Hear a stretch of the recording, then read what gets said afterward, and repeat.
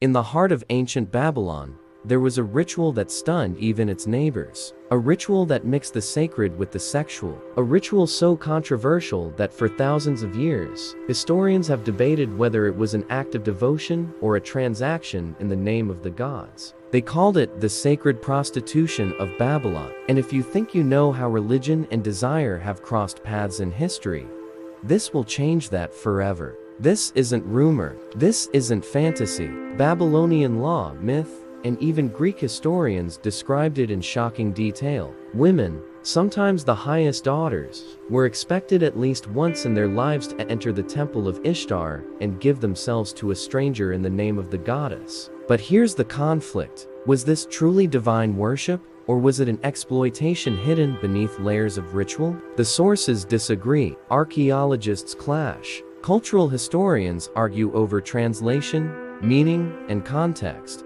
What's undeniable is that for the women of Babylon, this was not just ceremony. This was fate. Imagine the weight of that first step, leaving your family home, walking through the great marketplace, knowing what awaited in the temple. You would return until the goddess was satisfied, and a stranger's coin had sealed your part in the ritual. Greek historian Herodotus, writing in the 5th century B.C., described it plainly. Babylonian women, he claimed, could not marry until they had fulfilled this sacred duty. He said some left the temple quickly, others waited years, and the temple itself was not hidden. It stood proudly at the center of one of the world's most advanced cities. This is where history forces us to ask uncomfortable questions. Was this devotion or coercion? Was it liberation in a society where women rarely had public power? Or was it control disguised as faith? If you've stayed with me this far, you already know this isn't the history they taught in school. And there are dozens of stories like this buried in time, waiting to be uncovered. Subscribe now and tap that bell, not just to hear the past,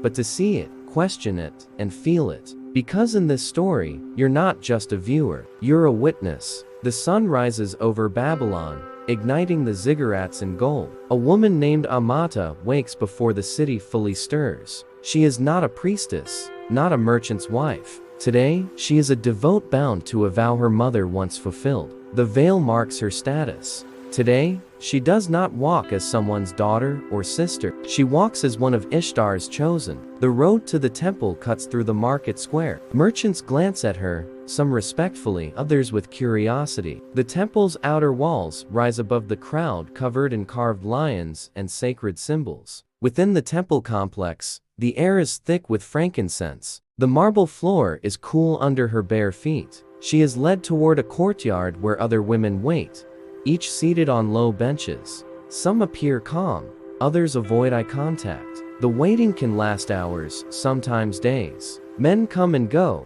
each offering silver to the temple treasury. When a man's choice is made, a priest blesses the coin and the ritual proceeds in a private chamber. This is the moment when devotion meets reality. The choice is not hers. It belongs to the ritual, the goddess, and the man who offers his silver. In this moment, the union is believed to sanctify the woman's life and grant the man the goddess's blessing. When it ends, the coin remains in the temple's treasury, and the woman is free to leave, her duty complete. From this day on, she walks freely. The ritual will not call her again. Her part in the city's unbroken chain of devotion is done. For the Babylonians, this was more than a ceremony. It was a covenant with the divine. But to us, looking back across millennia, remains a practice both fascinating and difficult to define. Was it sacred? Was it transactional? The truth may lie somewhere between belief and necessity. Our knowledge of Babylon's sacred prostitution ritual doesn't come from Babylonian voices alone. In fact, the most famous description comes from a Greek historian, Herodotus, writing centuries after the height of Babylon's power. He claimed that every woman once in her life had to sit in the temple of Ishtar and offer herself to a stranger in the goddess's name. But here's the problem. Many scholars believe Herodotus never actually saw the ritual. Cuneiform records from Babylon don't clearly confirm his story. Some believe he misunderstood voluntary temple service as a universal mandate. Others think he may have confused Babylonian customs with traditions from nearby cultures. Greek writers often painted the East as exotic, luxurious, and morally opposite to Greece. It made their tales more captivating and sometimes more politically useful. A ritual involving sexuality could be exaggerated to fit that image. Archaeologists have found lists of women who served as priestesses, musicians, brewers, and caretakers in the temples of Ishtar. Sexual rites may have been part of certain ceremonies, but there's no proof it was mandatory for all women. In Babylon,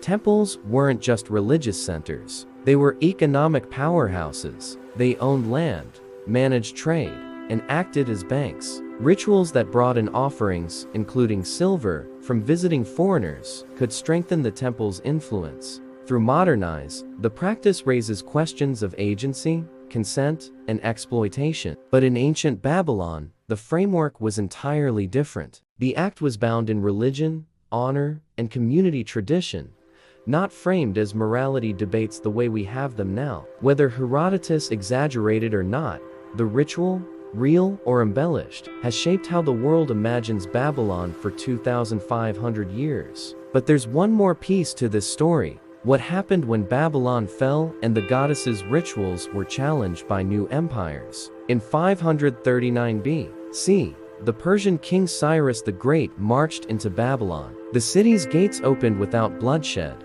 but the shift was seismic. The Persians brought their own gods, their own laws, and a new political order. Temples lost some of their autonomy, and the rituals that once drew pilgrims from across Mesopotamia began to fade or change beyond recognition. Zoroastrianism, the Persian religion, viewed the Babylonian rites through a very different lens. The physical act that had once been tied to divine blessing was now seen by the conquerors as a corruption of sacred space. Slowly, the goddess's festivals were reshaped. Sexual rites were stripped away, replaced with offerings, prayers, and processions that fit Persian moral codes. Ishtar never truly vanished. She transformed. Her name changed. Her temples shifted. Her symbols adapted.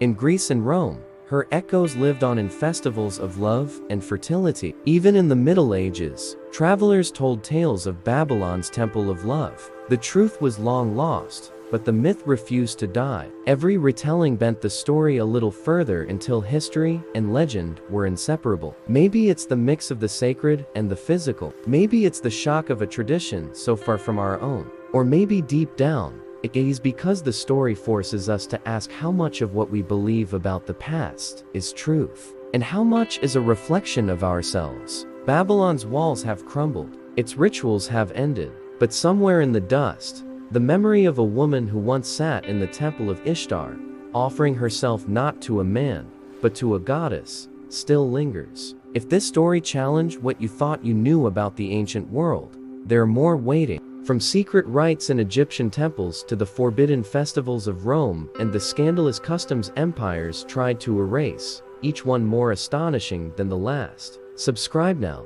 because the next chapter will take you even deeper into the hidden side of history. And trust me, you won't want to miss.